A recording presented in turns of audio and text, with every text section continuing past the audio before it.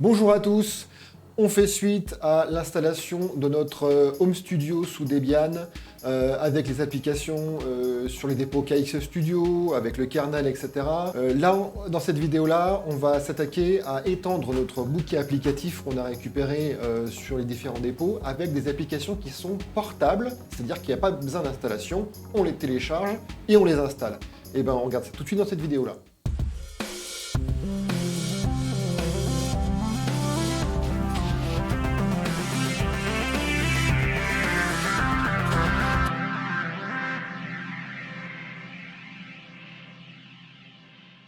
Les applications portables ont été essentiellement conçues pour pouvoir s'abstraire de la partie distribution OS. C'est-à-dire qu'en fait, vous pouvez lancer la même application que vous avez téléchargée sur un Debian, un Ubuntu, une Fedora, un Arch Linux, un OpenSUSE, ce que vous voulez.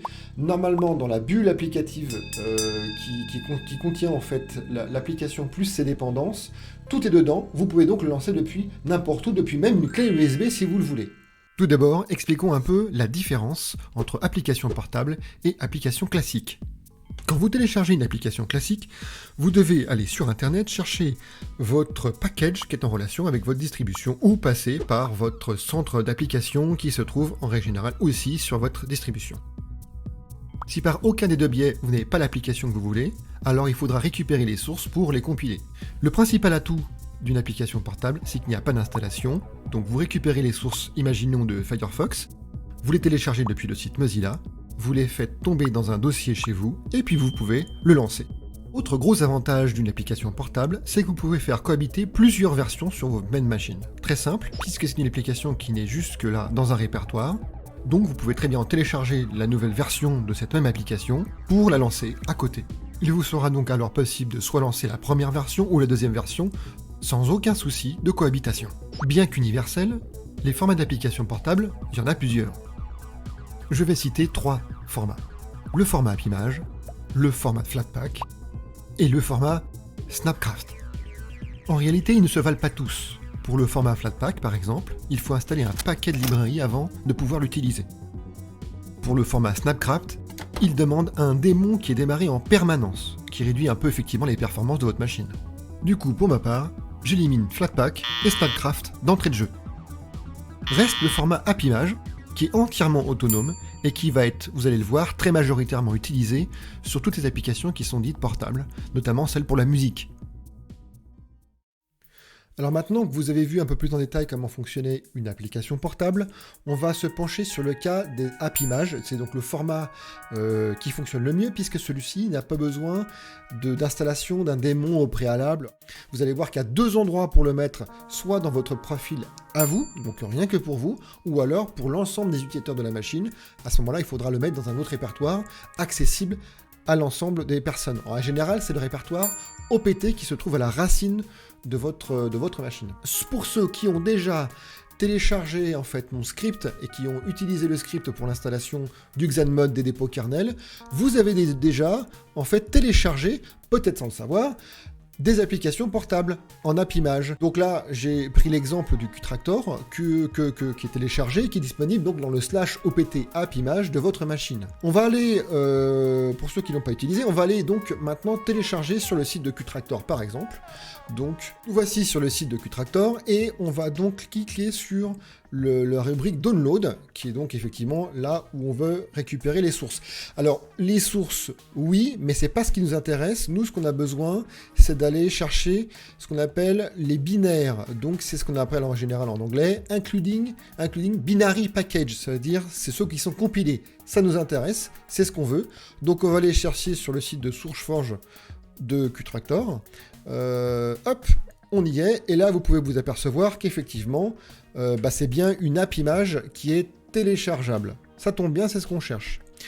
Donc on lance le téléchargement, et vous allez voir ça va être très rapide chez moi, et voilà, c'est fait pour moi, c'est déjà téléchargé, c'est super. Donc Dans le répertoire téléchargement de votre profil, on a maintenant l'application Qtractor. Alors, elle n'est pas utilisable en l'occurrence, puisqu'effectivement, elle n'est pas exécutable. Alors, pourquoi elle n'est pas exécutable? Parce que tout simplement, sous Linux, pour éviter qu'effectivement vous ayez des virus qui s'installent sur votre machine à votre insu, chaque fichier qui est téléchargé n'est pas exécutable de base. Donc, l'avantage de ça, c'est que ça vous protège des virus extérieurs. Et pour maintenant activer une application, par exemple portable, comme c'est le cas aujourd'hui, du coup, vous devez activer dans les propriétés du fichier la partie exécutable. Donc comment faire? C'est simple. On va essayer de zoomer un peu plus avec la loupe de KDE, parfait. Et puis là, on va faire bouton droit dessus. On va aller dans propriétés. Et puis dans l'onglet permission qui sera affiché, vous avez la partie autoriser l'exécution du fichier comme un programme. C'est un programme. On coche l'option et du coup maintenant il va être exécutable, ce qui veut dire que on va pouvoir le lancer. Donc si je dézoome et que je lance hop, l'application Qtractor, tac, elle se lance et vous pouvez déjà l'utiliser comme une application classique. Ce qu'on va faire maintenant, c'est qu'on va déplacer cette application-là. Alors, je vais refermer toutes les fenêtres qui traînent.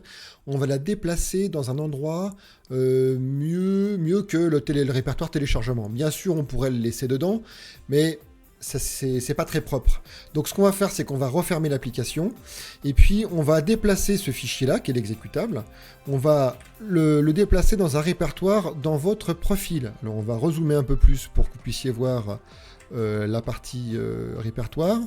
Donc, on va remonter, là, je suis dans Madicat téléchargement. Je vais remonter ça donc dans un nouveau répertoire, par exemple. Alors, pour l'application, vous pouvez l'appeler comme vous voulez, hein, application portable si vous voulez. Moi, je vais l'appeler AppImage. AppImage.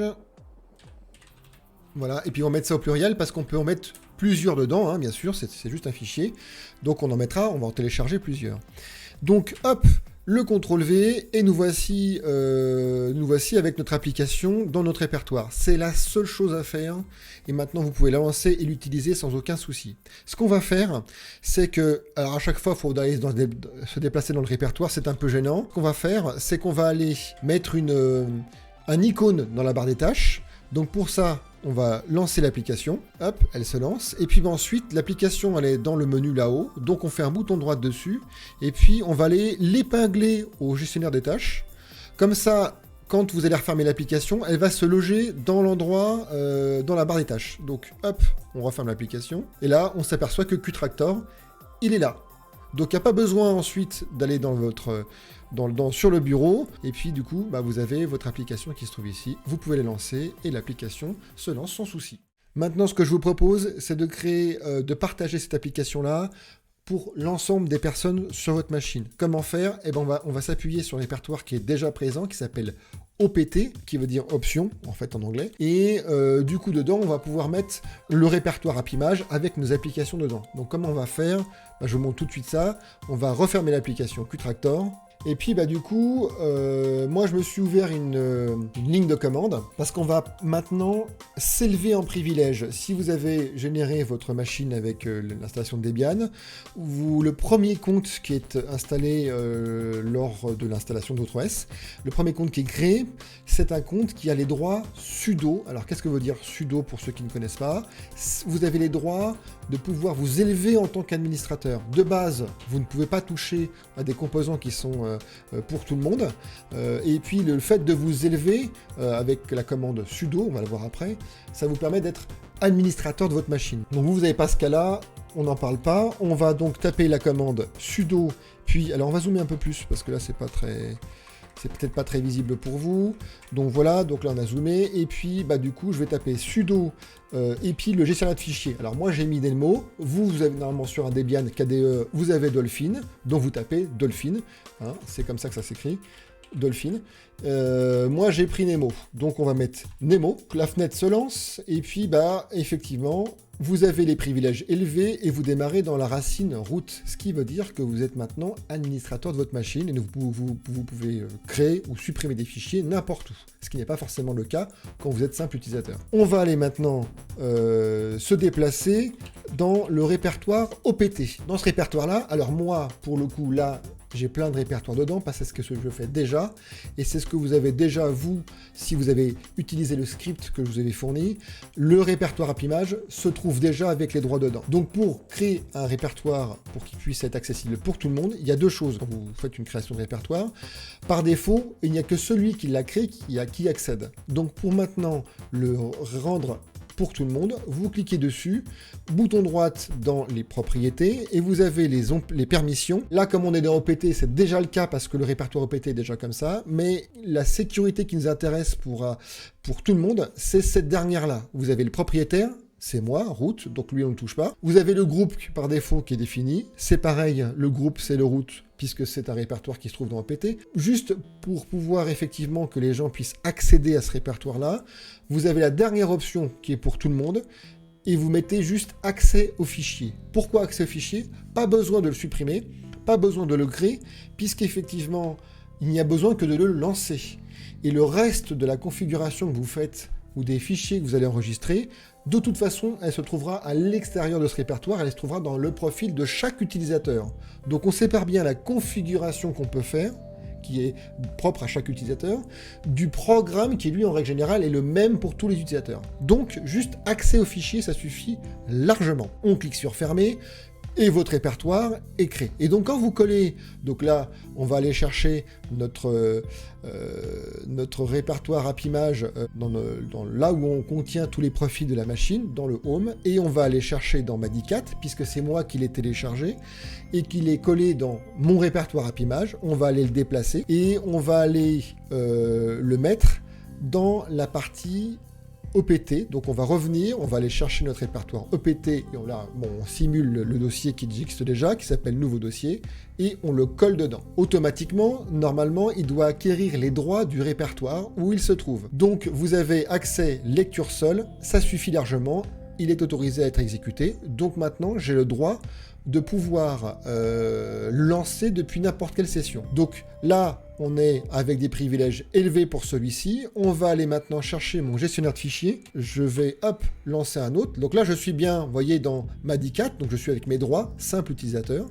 Maintenant, si je me déplace dans OPT et que je vais dans Nouveau dossier, normalement, eh bien, vous voyez, donc c'est déjà, je reviens en arrière, mais c'est déjà un petit cadenas qui veut dire que le répertoire, il ne vous appartient pas. Là, vous avez donc dans Nouveau dossier le Qtractor que vous pouvez aussi très bien lancer. Si je coupe les droits, donc on va faire un exemple, si je coupe maintenant, je reviens dans OPT et que je décide de couper les droits, je vais hop, revenir avec mes privilèges sudo, je vais maintenant verrouiller dans permission l'accès au fichier et je marque aucun. Vous allez voir que là effectivement, et ben, automatiquement dans la session qui est juste simple utilisateur, vous avez une croix rouge parce que vous ne pouvez plus en fait l'utiliser. Il a été verrouillé. Voilà, j'espère que cette vidéo-là vous aura été utile, que vous aurez compris le fonctionnement des AppImage. Très pratique quand vous voulez aussi utiliser des versions bêta supérieures à la vôtre, mais que la vôtre fonctionne très bien. Comme ça, vous pouvez télécharger, la mettre à côté, et s'il y a un souci avec la version bêta, vous pouvez très bien relancer l'application à côté sans problème. C'est le très gros avantage. La suite, ce sera éventuellement l'installation de plugins de musique, les VST. On verra un peu comment ça fonctionne. Je vous dis à bientôt. Ciao!